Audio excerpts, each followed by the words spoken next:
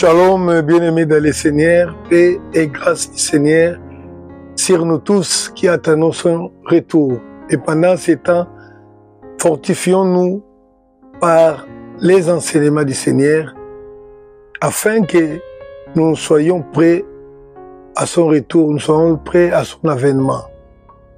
Aujourd'hui, nous sommes là pour enseigner à nouveau sur les doctrines des démons. J'ai dit les doctrines des démons, il y en a plusieurs. Et les doctrines des démons sont un danger pour l'Église. Un danger parce que lorsqu'on ne comprend rien, on ne sait pas, on nous donne tout ce que nous voulons, tout ce que l'homme veut entendre, mais cela peut bien constituer un poison pour nos vies, pour nos âmes. Ainsi, nous avons entrepris de parler sur quelques-unes des doctrines des démons qui font que les démons puissent prendre le contrôle sur nous, qui font que les démons puissent nous séduire, donc c'est-à-dire nous écarter totalement de la voie de Dieu.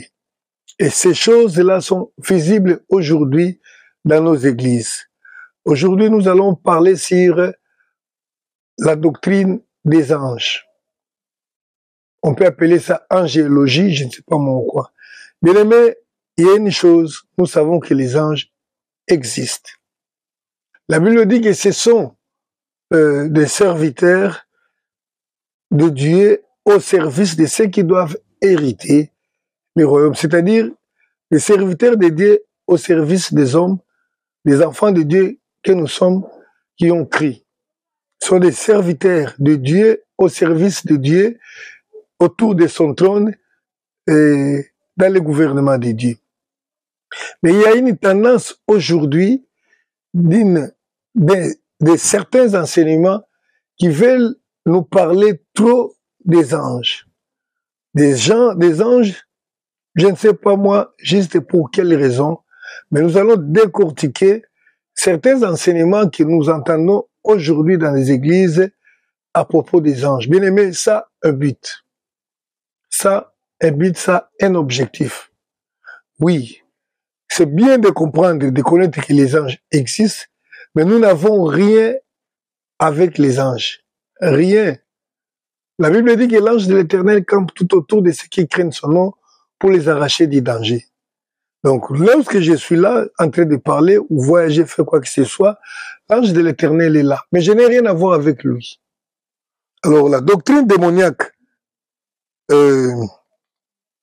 des anges enseigne aux gens d'entrer en contact avec les anges pour leur épanouissement ou pour avoir la puissance d'accomplir des miracles. Comme je l'ai dit précédemment dans les enseignements du surnaturel. Donc le diable vient enseigner aux hommes que voilà, il faut être puissant, un homme de Dieu doit être un homme qui accomplit des grands miracles, qui disparaît et qui réapparaît. Lorsqu'on commence à enseigner dans les églises des anges, ça a un objectif. Pourquoi? Enfin, ils disent quoi? Que chaque personne a son ange gardien. Et qu'il suffit de pour cet homme d'entrer en contact avec son ange gardien, de collaborer avec son ange gardien, il sera épanoui dans son ministère, il aura la puissance, cette puissance-là, de paraître, de disparaître dans des endroits. Donc d'abord, on vous met la pression sur l'accomplissement des miracles et en fin de compte, on essaye maintenant de vous montrer comment obtenir, comment arriver à ces miracles-là. Je vous ai dit que le Seigneur se plaint. Dans Jérémie chapitre 2, verset 12, il dit, mes enfants ont commis double péché. Ils m'ont abandonné, moi, le vrai Dieu, la source d'eau vive, pour aller chercher de l'eau dans des citernes crévassées, des citernes qui ne retiennent pas l'eau. La doctrine des anges a pour objectif de pousser les enfants de Dieu à coopérer avec les anges pour leur épanouissement ou pour avoir la puissance de disparaître ou de paraître dans des endroits comme ça. Ils disent que l'ange, quand vous coopérez bien avec votre ange gardien, il va débloquer pour vous plusieurs situations difficiles. Et en cela, ils prennent pour exemple l'histoire de Daniel qui était en prière et plusieurs semaines, la Bible dit, pendant 21 jours, ses prières ne lui parvenaient pas parce que l'ange, le prince de Perse, avait empêché ses prières. Prenons d'abord cette lecture des livres des Actes des Apôtres au chapitre 12, versets 13 à 16. Je vais lire Actes des Apôtres, chapitre 12, et à R. Je lis au nom du Seigneur Jésus-Christ. Il frappa à la porte du vestibule. Une servante nommée Hérode s'approcha pour écouter. Elle reconnut la voix de Pierre. Et dans sa joie, au lieu d'ouvrir, elle courut annoncer que Pierre était devant la porte. Et lui dire, « Tu es folle. » Mais elle affirma que la chose était ainsi. Elle affirma que la chose était ainsi, et ils dirent, c'est son ange. Cependant, Pierre continuait à frapper, ils ouvrirent et firent étonnés de les voir. Alléluia.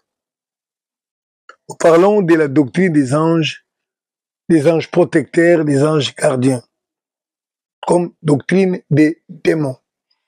Et l'exemple, pour essayer un peu de convaincre les enfants de Dieu sur les anges, généralement, c'est ces versets que nous venons de citer ici. L'apôtre Pierre s'est trouvé en prison, Dieu l'a sauvé, Dieu a envoyé les anges, il s'est sauvé. Et lorsque l'apôtre Paul s'est trouvé devant la maison d'une dame qu'il était venu chercher avec l'idée de trouver les frères qui étaient en prière là, la Bible dit qu'une sœur est allée voir, il a vu Pierre devant la porte, il est venu dire que c'était Pierre. Et ils ont douté, il dit non, c'est pas Pierre, ça doit être son ange. Et à partir de là, nous comprenons que chaque personne qui marche avec Dieu a son ange. Ça, c'est vrai. Dieu déploie les anges autour des enfants de Dieu pour accomplir la mission que Dieu leur accorde dans nos côtés. Ils sont là pour nous protéger contre les dangers, mais Dieu n'a jamais donné à l'homme de pouvoir parler, entrer en communion avec son ange. Cela n'a jamais été permis. Et d'ailleurs, l'ange que Dieu déploie pour nous garder, pour accomplir une mission à côté de nous, n'obéit qu'à Dieu seul. Il n'obéit jamais aux injonctions de l'homme qui est à côté de lui, même s'il est venu pour secourir cet homme-là. C'est pourquoi l'homme ne peut s'adresser à un ange. Tu t'adresses à Dieu et Dieu envoie son ange et Dieu donne les ordres à son ange. Mais ce qui encourage les enfants de Dieu dans la fausse doctrine de coopérer avec leurs anges, ils coopèrent, ils envoient également les enfants de Dieu d'entrer en relation avec les morts. Si vous entendez quelqu'un vous parler d'une quelconque relation avec les morts, faites attention. Vous savez quoi? Dans la doctrine des démons, on dit ceci. On enseigne 1 Pierre chapitre 3, verset 18-19, où la Bible dit que Christ est allé pour libérer. Attendez, nous allons le lire. 1 Pierre chapitre 3, verset 18 et 19. À propos de la mort du Seigneur Jésus-Christ. Voilà, 1 Pierre 3, 18 et 19. Voilà. Christ aussi a souffert une fois pour les péchés, lui juste pour les injustes, afin de nous amener à Dieu. Il a été mis à mort quant à la chair et rendu vivant quant à l'esprit, dans lequel aussi il est allé prêcher aux esprits en prison, qui autrefois avaient été incrédules lorsque la patience de Dieu s'est prolongée au jour de Noé pendant la construction de l'arche, dans laquelle un petit nombre de personnes furent sauvées. Alors, ils enseignent que Christ, lorsqu'il était décédé, il était parti chez les morts, et là, il est allé enseigner aux morts, et les morts ont crié. Ça, ce sont les doctrines du diable. Ils disent que les morts ont crié en Christ. Et d'ailleurs, ils vont très loin, disant que les morts ont donné à Christ leur pouvoir, que Christ est venu avec sur la terre. Et faites attention, pourquoi ils enseignent ça? C'est pour convaincre aux gens d'entrer en communion ou en communication avec les morts. Et nous savons bel et bien que Christ a dit que vous n'aurez pas parmi vous les gens qui invoquent les morts. Et qu'est-ce qu'ils disent pour encourager aux gens d'aller en communication avec les morts? C'est pour obtenir le pouvoir de faire des miracles, le pouvoir de disparaître et de paraître. C'est auprès des morts qu'on peut acquérir ces pouvoirs. C'est en coopérant avec les anges qu'on peut recevoir cette puissance. Et pourquoi encore? Ils évoquent un autre verset de la Bible, le verset de la transfiguration. Dans Matthieu chapitre 17, verset 1 et 3, nous voyons Christ sur la montagne de transfiguration. La Bible dit qu'un jour Christ était monté avec Pierre, Jean et Jacques. Et sur la montagne, les disciples étaient restés quelque part. Là, Christ est monté. Et à un certain moment, ils ont vu Christ changer, prendre le corps de gloire. Et au même moment, ils virent les apparitions. Ils virent Moïse et Élie qui s'entretenaient avec Christ. Ça, c'est vrai, la Bible dit ça. Et là, cet verset est pris pour enseigner aux enfants de Dieu qu'il ne faut pas avoir la peur d'invoquer les morts. Que parfois, on va obtenir la puissance auprès des morts. Mais nous savons tous que Christ n'a pas reçu la puissance auprès des morts, auprès d'Élie ou de Moïse. Parce que Christ a accompli les miracles avant cet acte-là de transfiguration. Et là, après même la rencontre de Christ avec sur la montagne de la transfiguration avec Moïse et Élie, il n'y a pas eu de grands miracles. Parce que je vois celle qu'il y avait un enfant épileptique qui avait été guéri après la descente de la montagne. Mais tous les grands miracles que nous connaissons de Christ ont été accomplis avant cela. Et la Bible dit que Christ s'entretenait avec Moïse et Élie. C'était bien au sujet de sa mort prochaine. Il ne nous est pas permis de parler aux morts.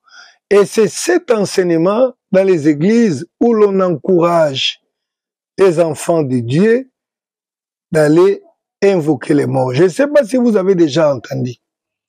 Il y a des gens qui sont fiers de témoigner, les pasteurs, qui témoignent, qui disent qu'ils accomplissent des miracles dans leur vie parce qu'ils ont été allés prier sur la tombe d'un homme de Dieu qui était puissant en miracle.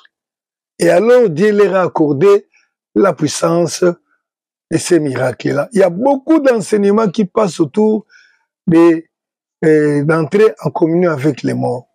Il y a certaines personnes qui disent, qui prennent les versets d'Élisée, dont les eaux avaient touché quelqu'un qui était mort lors de l'enterrement, mais qui par après, cet homme-là a été ressuscité par cet acte-là.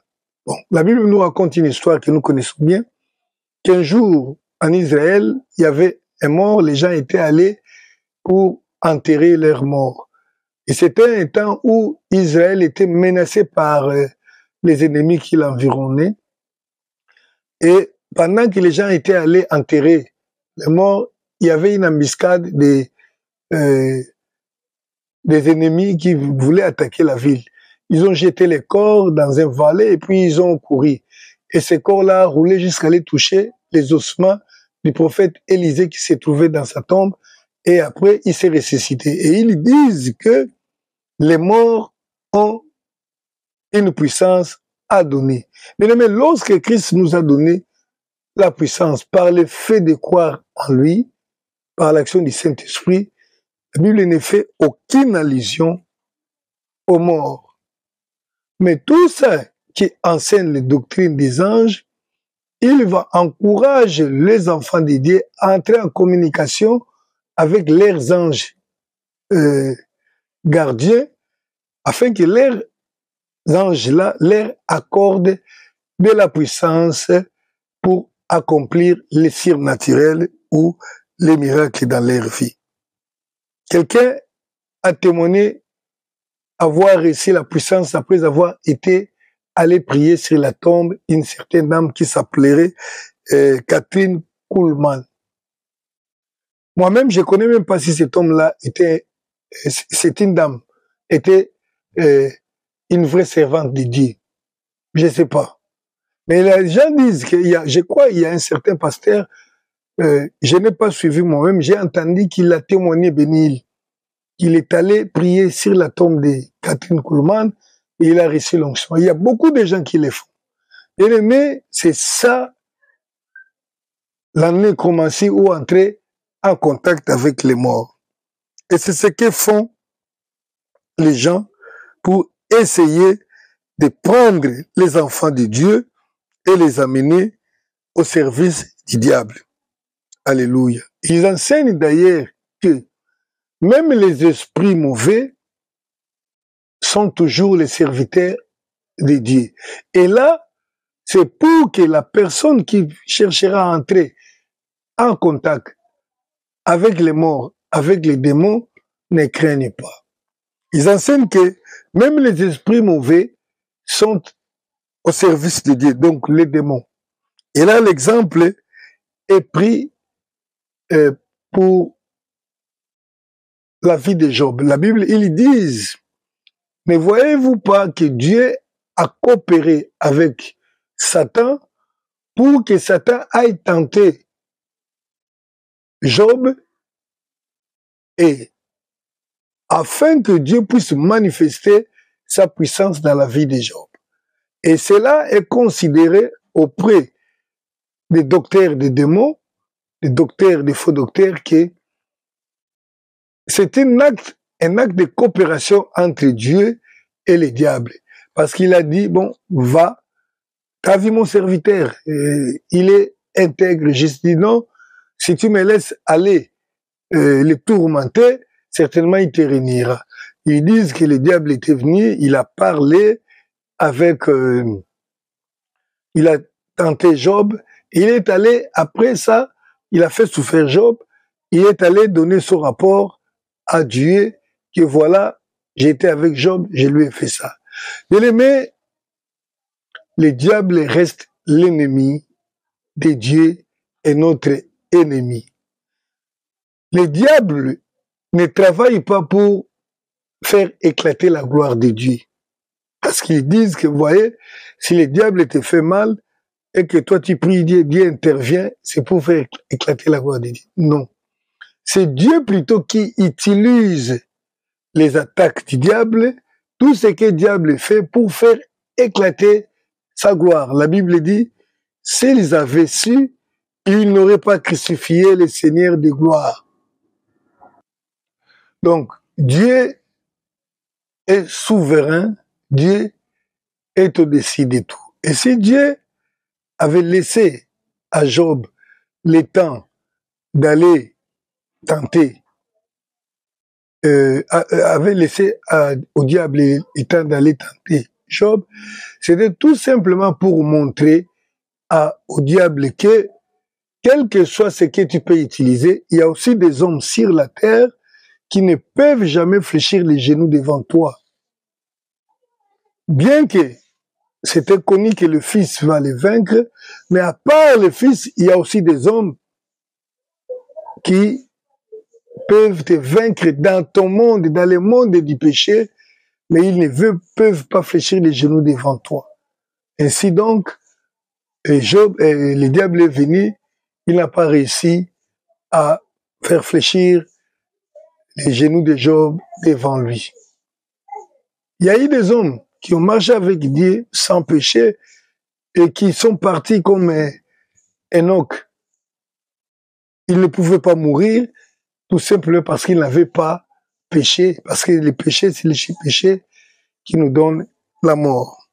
Donc il y a aussi les doctrines des anges. Bien aimés, faisons attention. Jamais Dieu nous accorde de parler avec les anges. Si un ange t'apparaît, oui, tu peux communiquer avec lui sur ce qu'il t'a amené, tu peux parler, poser des questions. Mais tu n'as pas le droit de demander à Dieu de te faire voir les anges. Sinon, d'ailleurs, Dieu ne va pas obéir parce que tu n'as rien à foutre avec un ange, mais c'est sûr que tu verras un ange de Satan qui se changera en ange de lumière. Or, dans tout enseignement où on vous pousse, où on vous fait croire que vous avez votre ange gardien, vous pouvez parler avec lui, il peut vous amener à un niveau élevé d'onction, de puissance, et que les morts, Jésus a parlé avec les morts, que vous avez le temps aussi de parler avec et d'entrer en communion avec, et quels que soient les exemples qu'il peut vous donner, c'est ça, la séduction. C'est une fausse doctrine. C'est juste pour que vous deveniez l'esclave des démons, vous devenez l'esclave du diable. Lorsque vous serez allé auprès des anges qui soi-disant qui sont à vos côtés pour vous protéger. Que le Seigneur nous bénisse, bien-aimés. Nous allons explorer petit à petit les doctrines des anges et si Dieu nous fait des démons, si Dieu nous fait grâce, nous allons parler prochainement de la doctrine de l'ange de l'Église.